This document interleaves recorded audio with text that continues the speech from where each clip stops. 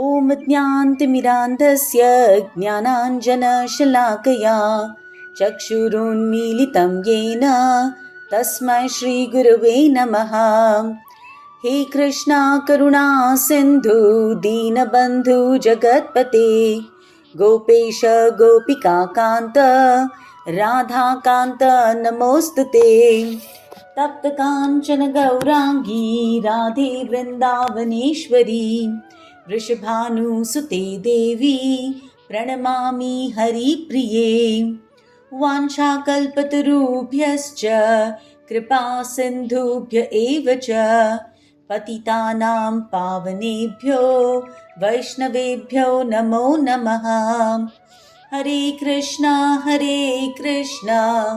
Krishna Krishna Hare Hare, Hare Ram Ram Ram Hare Hare. Hare Krishna, welcome back to the Bhagavad Gita study group. Thank you all for joining. Om Namo Bhagavate Vasudevaya. Okay, very quick recap. Actually, chapter 8 is like a little dictionary. Okay, so Arjuna has asked Krishna some questions because there are big words that he has not understood. So, like a dictionary, Krishna has simplified the meaning of these big words. Okay. In fact, today I will be doing the last section of the 8th chapter and we will not be doing too many verses. Okay. So, we'll quickly go through what were the big words. Arjun said first, what is Brahma? So, Brahma is everything around me which cannot be destroyed, which means all the spirit souls. Right? Jivatma, that spirit which cannot be destroyed, is Brahma.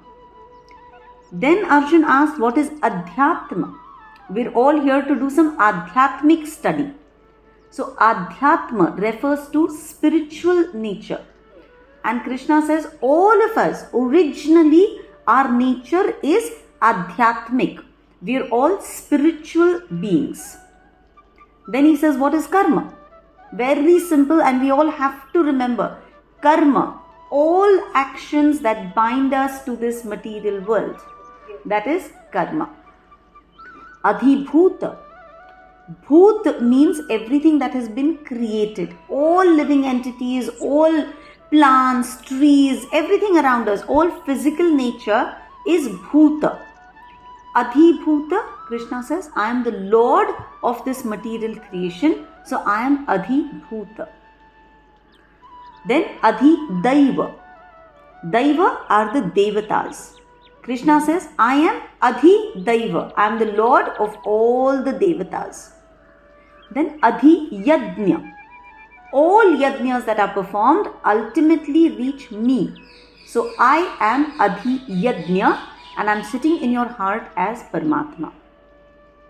So essentially, in whatever way we decide to remember God as Lord of all this Prakriti around us, that is the Supreme Lord, or Lord of all the Devatas, that is the Supreme Lord, or as that Lord sitting inside my heart, being a witness to everything that I am doing, that is also the Supreme Lord. So we can choose what works best for us and remember Him.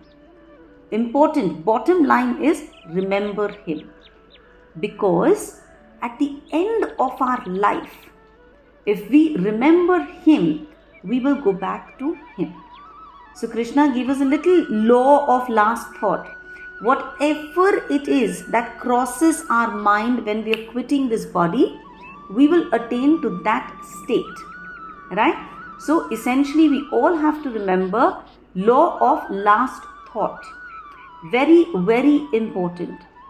And to ensure that our last thought does not go haywire, Krishna gives us a very simple solution. He says, Tasmat, therefore, Sarveshu Kaleshu, at all times, Mam Anusmara Yudhyacha. Remember me and then do whatever it is that you're doing in life. Your Yuddha. Go fight your Yuddha. But keep me in your mind. It's like we all have, no? We women are amazing at multitasking, aren't we? We can do so many things. We can be texting a friend, we can be cooking, we can be having a conversation with our spouses, right? We can be looking into our children's homework. We're so capable of multitasking. Here Krishna says, like that, add one more parallel to your life. Whatever you are doing, continue doing that, but mam anusmara. Keep me as one of those parallel tracks, right? Do your duty with your body, and man mein kahi to tum mera smaran karte raho. And if you do that, then without doubt you will come back to me. And to help us remember Krishna at all times, because Arjuna had asked, Prayana kale cha katham, at that last time when I'm giving up my body, how will I be able to remember you? So Krishna says, okay, my suggestion, remember me at all times. Now, what are the different ways in which you can remember me? Right? Alright, last time we did a very interesting verse. Kavim. Quickly tell me what are the meanings. Kavim. Old. Correct. Puranam. Old. Very, very old. है ना? Anushasitaram. Ruler. Maintain.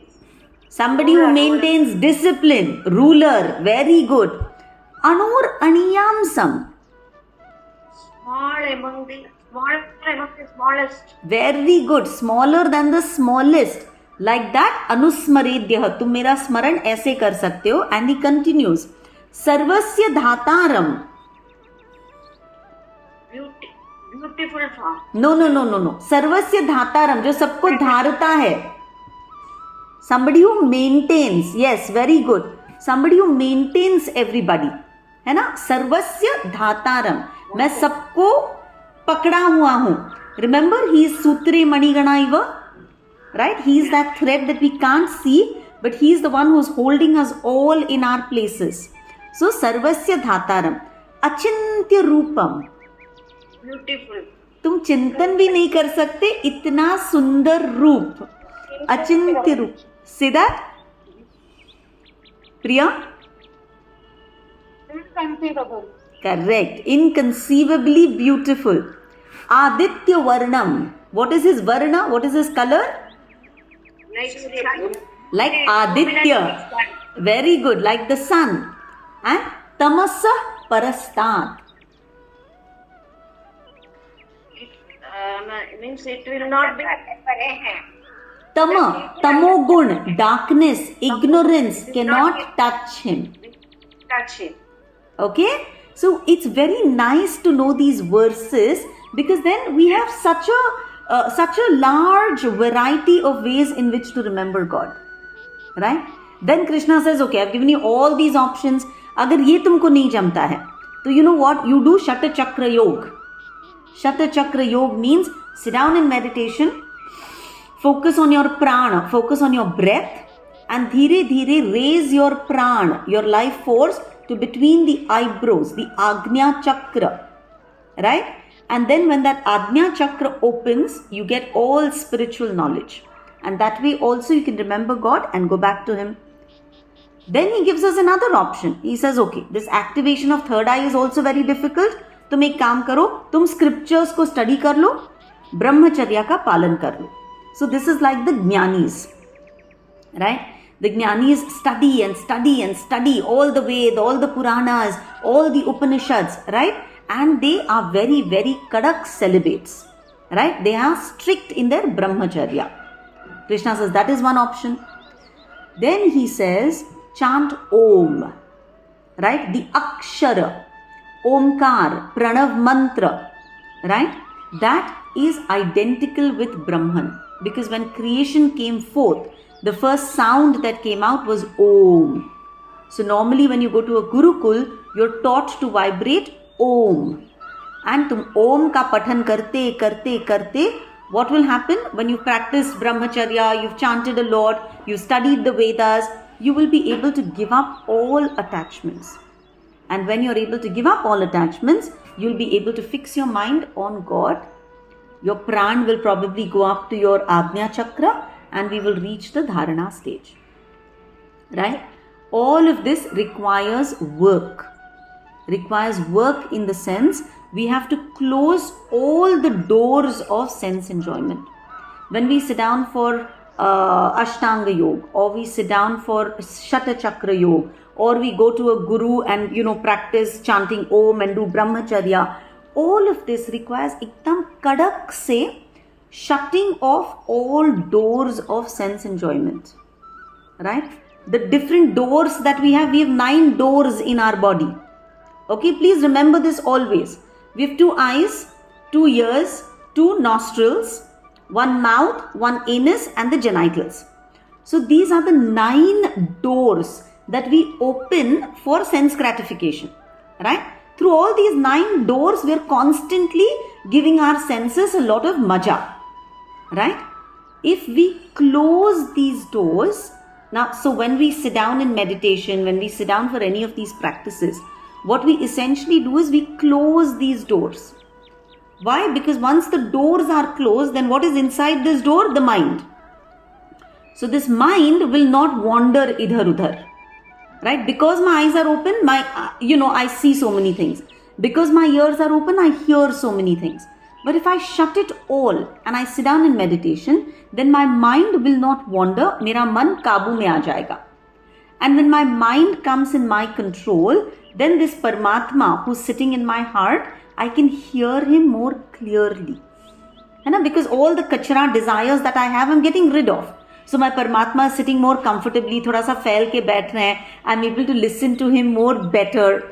Right? So my mind will then be able to focus on the Paramatma in my heart, and that way I will be able to raise my prana to the top of my head. This is all. Varsha, Yes. 1 minute. This what? 2 eyes, 2 ears, 2 noses, 1 mouth, 1 anus, and 1 more what? Genitals. Nine. Genitals are reproductive parts, right? Are where we have sex. Genitals. Okay? All right. Yeah. So these are the 9 holes of the body. Sorry. These are 9. 9 gates. 9 openings that the body has, through which we enjoy the world around us. है ना? So these 9 pe we have to do Sanyam, and only then we will be able to do Yam, Niyam, Asan, Pranayam, Pratyahar, Dhyan, Dharana and Samadhi. Right? This was explained in the 6th chapter also. We all have to remember our shortcut. This is not possible for us. Okay? So, follow what Chaitanya Mahaprabhu said. In Kali Yuga, Harinam is the easiest process. Harir Nama, Harir Namaiva Kevalam, Kalau Nasti Eva, Nasti Eva, Nasti Eva, Gatir Anyatha. In this Kali Yuga, really doing all that we just spoke about is not an option. It is very, very, very difficult. Therefore, use the shortcut Harir Nama, Harir Nama, Harir Namaiva Kevalam. केवल इतना करो कि हरि का नाम जपते रहो. Right? In fact, Krishna has said in the 8th chapter, for those of you who are always asking this question about should we only chant the Mahamantra. Mahamantra is what has been recommended by Chaitanya Mahaprabhu. Right? And so in the Gaudiya Vaishnav Sampradaya, the Mahamantra is what is chanted. Like that, different Sampradayas have different mantras. And in the 13th verse of this chapter, Krishna says, Om it ekaksharam brahma. So in this 13th verse, Krishna is saying, Om and Krishna are not different. Om is the key to get out of the material world. Right? So at the beginning of creation, the first thing that was created was sound. And the first sound was Om. Right? Also called Pranava. The first sound by the Supreme Lord. So in the 13th verse, Krishna says, you can simply focus your mind by chanting Om. Right? So Krishna has given us so many different options. He says, look, I understand that that time of death is intensely painful. So whatever process you choose, whatever path is your path, don't forget the aim. The aim is to go back to God. Right? Don't think, okay, I'm going to sit down and chant. But you kind of think, मैंने ना 16 माल किया, मैंने ना 20 माल किया, मैंने आज 25 माल किया. Don't get stuck up in that. Please understand why you are chanting the mal. So many people go sit down in sadhana and then they become so proud of their sadhana. So Krishna says, don't get stuck over there. Please keep in mind what your ultimate aim is. And your ultimate aim is to go back home, go back to Godhead. Right? And so that 14th verse is very beautiful. We must try and learn this verse. Okay? So please repeat after me. Ananya cheta satatam yo mam smarati nityashah tasyaham sulabah partha nityayuktasya yoginah. Very beautiful, simple verse. Ananya cheta satatam. If your chetana, satatam, always is ananya. It is not na anya, means ananya. It is not going idhar udhar. It is completely focused on the Lord. Ananya cheta satatam yo mam smarati nityashah. If you regularly do my smaran, okay, without your mind bhatkoing idhar udhar, if you constantly do my smaran, tasyaham, then for you, sulabha, I am very, very easy to attain, O Partha, nitya yuktasya yoginah, because you are constantly connected with me. Okay? In this verse, please highlight Ananya Cheta and please highlight Sulabha. So very important verse, Ananya Cheta. Your Chetana should not go anywhere else. Your Chetana should always be at the lotus feet of that Supreme Lord. Okay? So Ananya Cheta Satatam, always. Ma manusmara yuddhacha. So whatever yuddha you are engaged in, make sure that your chetana is at the lotus feet of God. And Krishna says, if you can do that, then I am very, very sulabha. This is the first time in the Gita where he says, Tasyaham sulabha partha. I am very, very easy to attain. So for anybody who thought कि यार नहीं possible है ना, मैं ये भी नहीं कर रही हूँ, मैं वो भी नहीं कर रही हूँ, मैं तो अपनी normal life जी रही हूँ. Krishna is telling us all we have to do is be grateful to him. Whatever the emotion, think of him. है ना? कुछ भी कर रहे हो, भगवान आपका घर है. भगवान जी, thank you for the food. भगवान जी, thank you for these lovely clothes. भगवान जी, thank you for this opportunity, for this lovely job that I'm doing. Right? Thank you for everything that you're providing. Thank you for the lovely children. If I'm able to just remember him, then he says he's very easy to attain. Okay? All we have to do is Ananya Cheta Satatam. If we are able to focus our minds on him constantly, he is very, very easy to attain. And then he says, if you attain me, then you will be free from this miserable, temporary world forever. Most quoted words of the Bhagavad Gita, verse number 15. Please look at the verse. Mamupetya punarjanma dukkhalayam ashashvatam napnuvanti mahatmanaha samsiddhim paramam gataha. A nice reassuring line. Mam upetya. Once you come to me, punarjanma napnuvanti. You will not get punarjanma. Where? In this dukkhalayam ashashvatam. This is a very, very interesting verse, because the Creator himself is saying that this place, this material world where you and I are living, is a dukkhalayam. It is a place designed for dukkha, and it is a shashvat. It is not eternal, it is temporary. Krishna, the Creator, himself is validating कि this material world में तुमको जितना भी whatever little happiness you get, definitely followed by misery, because this is a place for miseries. It is a place designed for miseries, so that you get uncomfortable and you start thinking, यार मैं इधर क्या कर रहा हूँ? Why am I not in that beautiful place where I've come from? So this is dukkhalayam, and it is ashashvat. You don't have to be here forever.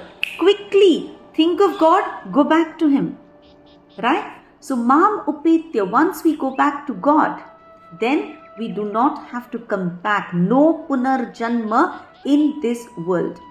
Which means we will be liberated from this cycle of janma, mrityu, jara, vyadhi. Once we go back to God, we will not have to take birth in this material world ever again. And then I'm not going to do the verses from 16 onwards. 16 is a very interesting verse where Krishna says, look, I have created 14 planetary systems. Right? We are on the 7th one. We are on the, okay, niche se agar gino, to there are 7 hells. Then there is our planet, and then there are 6 Svargalok upar. Right? According to Vedic scriptures, there are 14 worlds. Now, we are in Bhurlok. Okay? If we've done a lot of punya, we will go upar. Right? We'll go to Bhur, Swar, Mahar, Jana, Tapa, Satyalok. We can progress to so many lokas. Right? And as we progress above and above, we enjoy the best kind of sense gratification. Unbelievably great food, unbelievably beautiful homes, right? Roads that are made with diamonds and emeralds and rubies. Every tree is a kalpavriksha, right? Which means sense gratification of the highest level is possible as we go to the heavens above, right? And if we've done pap, then we go to hell, where we'll get whipped and beaten and burnt and all of that. So, but the problem is, ऊपर जाएंगे बहुत मजा करेंगे. Ultimately, after all the maja, we have to come back to earth. Similarly, नीचे जाएंगे, we will suffer, ultimately come back to earth. So Krishna says, bhai, even Brahmaji is said to have the longest duration of life, 300 trillion years. Right? But even at the end of 300 trillion years, Brahmaji also has to go. He is also not Shashwat. Then what about us?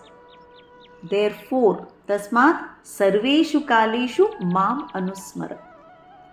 Therefore, what we have to do if we are smart is constantly think of God no matter what we are doing on the side. Make sense? Right? So, the reason we are stuck in this world is because Maya wants us to realize that this is the only place that has a door to finally go back to God. Okay? This material planet that we are in is the only planet that actually has a door to liberate us. Of course, we get liberated even from the different heavens. Okay? Please remember, that is also gradual moksha only. But if we go and goof up over there, and if we have desires pending, then we will come back here. Okay? Brahmaji dies after Mahapralaya. And after Mahapralaya, again when creation happens, we will all be back. Let's not complicate it with all these things. The simple way to understand it is, it's like a shopkeeper who opens his shop in the morning. So when Brahmaji opens his shop, all of us come into existence. Right? And we all come into existence based on our previous karmas, based on our previous desires. Karma तो हम लोग fade लेते हैं, लेकिन desire जो रहता है, right? That beej, desire that we have, based on that we take birth again. And at night, Brahmaji shuts shop. At that time, we all go into pralaya. Right? If when we are leaving, we have desires, then we come back again. But if when we leave, we've surrendered. If we've said, Bhagwanji sab aapka. Remember, you're not giving up your regular life. You're still part of your life. But your consciousness is at his beautiful feet. Then you escape this cycle of rebirth. Right? Even Shankaracharya, I know Subbalakshmi knows these words. Punarapi jananam, punarapi maranam, punarapi janini jathare shayanam, iha samsare bahudustare, krupaya pare pahi murare. Shankaracharya has also told us that the only exit from this cycle of punarapi jananam, punarapi maranam, again and again taking birth, again and again dying, again and again coming back in the womb of a mother, the only exit to get out of this sansar is krupaya pare pahi murare. O Murari, you are the only one jo mujhe paar laga sakta hai. You are the only one who can keep me in check and get me out of this sansar ka chakkar. Right? So Krishna very clearly says, in this entire 14 worlds ka creation, from the lowest level of Nark to the highest level of Swarg, wherever you go, Punar Avartino Arjuna, you will have to come back. But I love you so much, so I'm telling you, Mam Upetya, if you come to me, then Punar Janma na Vidyate. You will not have to take Punar Janam again. There is no coming back. Right? So, Krishna explains that this material world of ours is a place designed for miseries and is very, very temporary.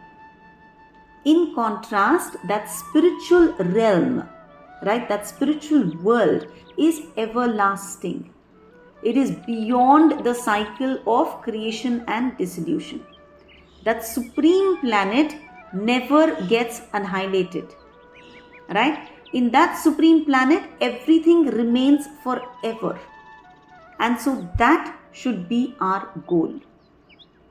Going back home, going back to that place which is eternal, which is everlasting, that should be our goal.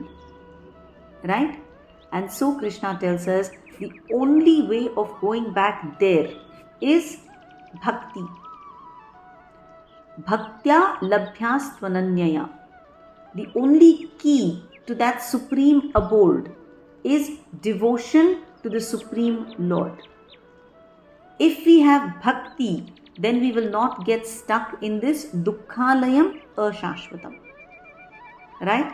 We need to be surrendered to the God, surrendered to the Supreme Lord with bhakti. And if we have faith, if we have devotion, then Krishna says 100% guarantee that you will not come back again. Right? So for all practitioners, whether you're a karma yogi or you're a jnana yogi or you're a hatha yogi or a ashtanga yogi, doesn't matter. If you have devotion, then at the time of death, if you think of God, you will attain moksha. But then the 8th chapter, and I will not be doing the verses, but the 8th chapter also has something very interesting. Because we always wonder, every time we see death around us, we kind of, especially because we are on this path, we start to think कि भाई ये बंदा अब कहाँ गया होगा. Right? Has he attained moksha or has he not attained moksha? So in the 8th chapter, there's a little bit of clarity given on this topic. Krishna very clearly says, if you are a bhakta, if you're a devotee, then it doesn't matter when you die. Whether you die morning, night, amavasya, purnima, daytime, nothing matters. If you are a devotee, if you can think of God, then every moment is auspicious. I love the Sardarjis for this. I don't know if you know this, but Sardaron mein muhurat nahi hota hai. They believe that time is anyways made by God, so all time is auspicious. Right? It's a very nice concept. Anyways, so if you're a bhakta, if you have faith in God, if you have faith in Guru, Sadhu, Shastra, then God says it doesn't matter when that prayana kale comes. when that moment of death comes. Because whatever that moment is, I promise you, I will be standing there and I will receive you back. That is a guarantee. But for those people who are not completely devoted, right? Then for those people, there are terms and conditions apply. Right? So, if they die, Agnir, when it is daytime, right? Let me actually find that verse. I think this is verse 24. Yeah, verse number 24. We will not repeat it, okay? But Agnir Jyotir Aha Shuklaha Shanmasa Uttarayanam Tatra Prayata Gachanti Brahmavido Janaha. Right? So here Krishna is talking about those people who depart in light. Please remember, light always refers to knowledge. Light refers to no ignorance, right? The ability to discriminate, which means their consciousness is elevated. Those people, when people are on the spiritual path, remember they're not 100% bhakta. They're trying different methods of getting on the spiritual path. Okay?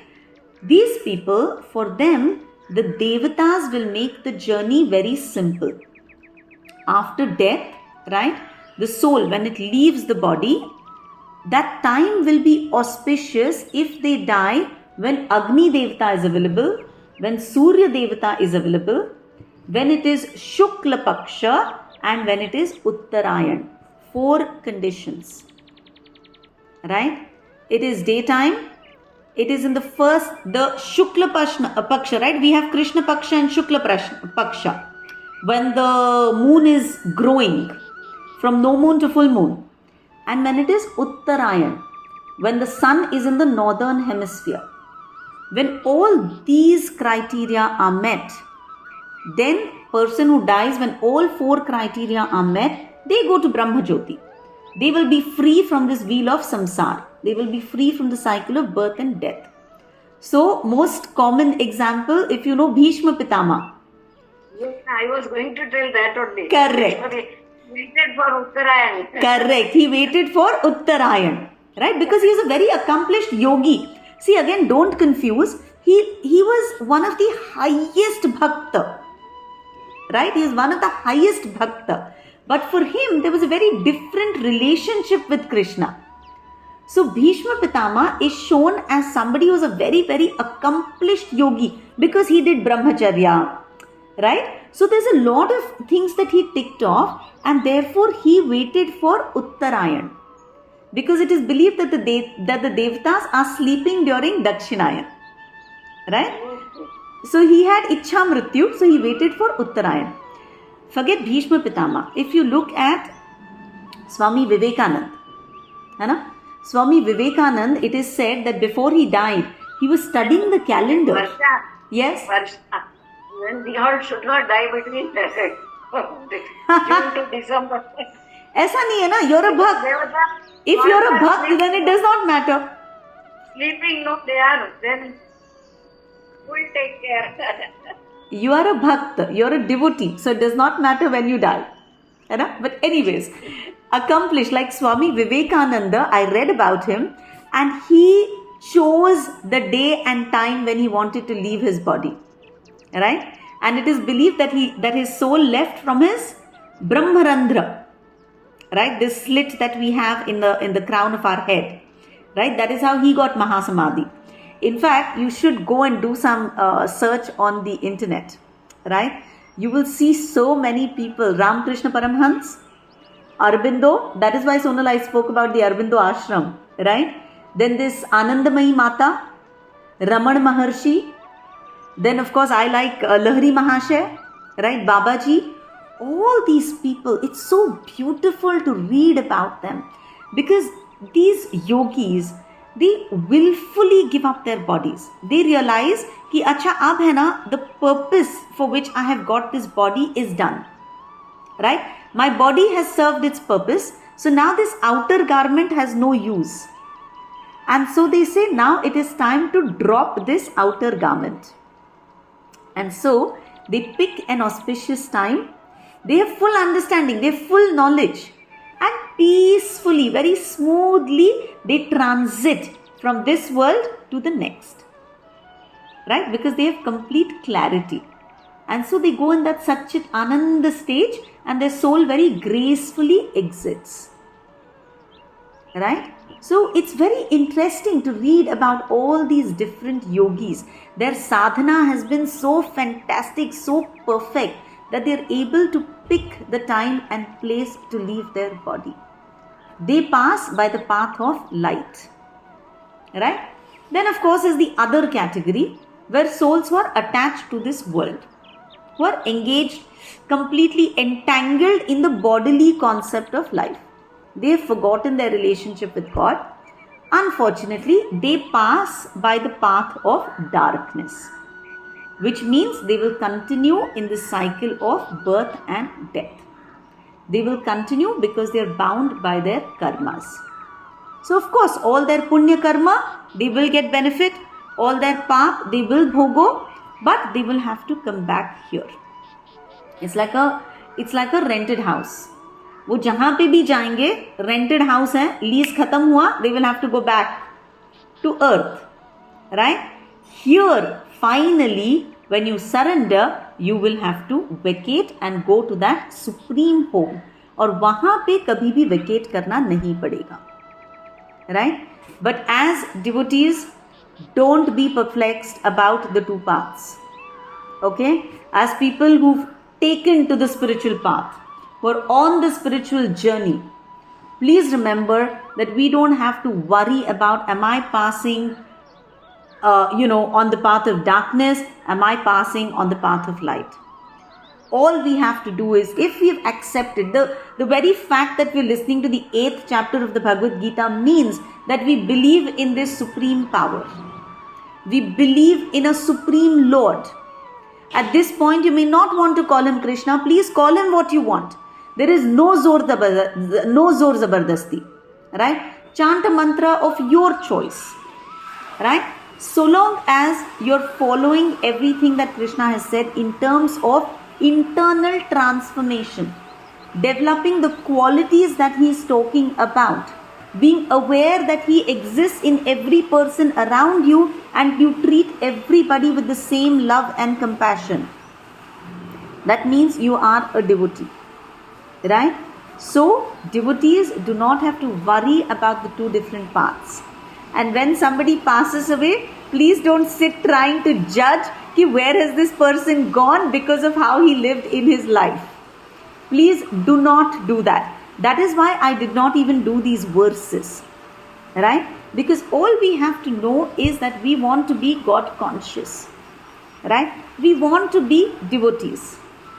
We want to be surrendered, because then it is his marzi. In fact, what I love about devotees in ISKCON, I was listening to this lecture and they to say ki we don't even pray ki Bhagwan ji aap apne ghar le jao. We pray ki Bhagwan ji aapko jahan lagta hai ki I can serve you.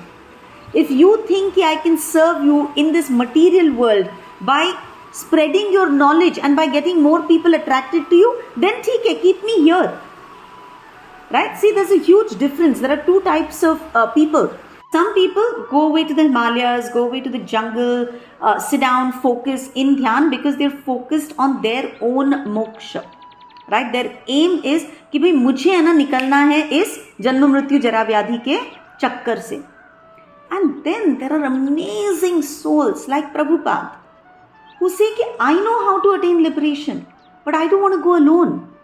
I have that which can benefit millions of people. And so I want to spread the word of God.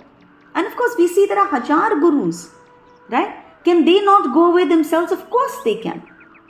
But they understand the importance of the greater good, of spreading the word of God. In fact, God will tell you the greatest daan that you can give is the daan of the holy name. Getting somebody else to have faith in that holy name is the greatest charity that you can do. Right? कि भाई देखो मैं जब से chanting कर रही हूँ ना तब से कुछ तो life में फर्क पड़ा है. तुम भी try कर लो.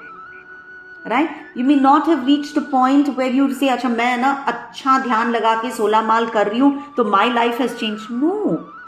even if you feel an ounce of change in your life, change in the way you approach things, then this spiritual path is working for you. And if you're able to convince one other person of this, then that is the greatest charity that we have done.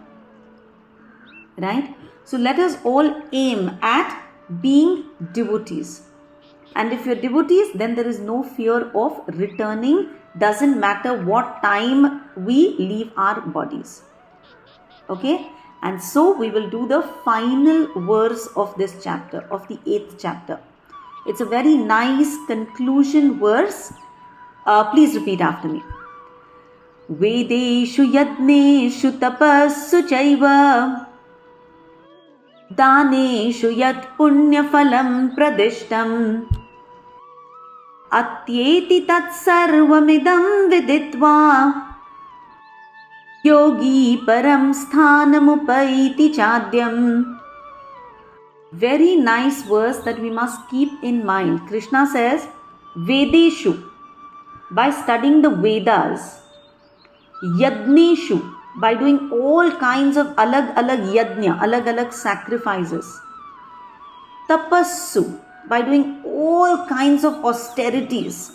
ये 16 सोमवार किया, ये 15 गुरुवार किया, ये व्रत रखा, वो व्रत रखा, चप्पल नहीं पहन के 9 दिन चले, है ना, पूरा चातुर्मास उपास किया, all different kinds of austerities. दानेशु, gave as much as possible in दान, है ना, मैंने कहीं 5 लाख दे दिया, मैंने कहीं 2 लाख दे दिया, मैंने कहीं गोदान दे दिया. Give whatever kind of दान that you want. All of these activities give us a lot of punya phal, correct? Vedeshu yadneshu tapassu chaiva daneshu yat punya phalam pradishtam. From all of these activities we are getting punya phal. But here Krishna says that simply by doing bhakti, by doing devotional service, you will get punya phal, which is much greater than the punya that you will get by doing Vedeshu, Yadneshu, Tapassu, Daneshu. Right? And at the end you will reach Param Sthanam, the supreme eternal abode. Please understand how important this verse is. I can study all the Vedas. I can do all kinds of yajnas. I can undergo severe austerities. I can give a lot in charity. Does that mean I stop doing all of this? No. It does not mean that I stop doing all of this. Doing all of this actually concretizes, makes my bhakti more firm. Please realize that. Okay? I still need to study the scriptures. I need to do japa yajna. I need to, fast. Whatever. I pick an Ekadashi.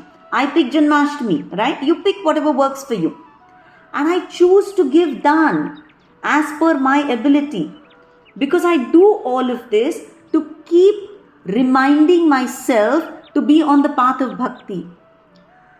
But even if I don't do all of this and I'm completely devoted to God, then Krishna guarantees that I will get Param Sthanam. My punya will only not take me to the higher lokas. It won't just take me to the 7 different Swargalok. No, it will take me beyond that to Param Sthanam, to the supreme abode. Right? There's a very nice analogy that is given. It says, when we say the king has come, right? When I say the king has come, it is understood that the ministers, the servants, the horses, the elephants, the crown of the king, the jewelry of the king, everything has come. Similarly, if I am doing bhakti, bhakti is the king. If I am doing bhakti, then it is understood that I am doing Vedeshu, Yadneshu, Tapassu, Daneshu. Because when we are doing bhakti, Vedeshu, we are literally studying Bhagavad Gita, the song of God just now, right? Ved ka adhyaya. Yadneshu, when we go to the temple or when we are alone at home, when we are alone, we chant, right? We do individual chanting. When we go to the temple, we do Sankirtan Yajna. Everybody gets together and chants. Right? Tapa, we all attending this class is a tapa. It is an austerity.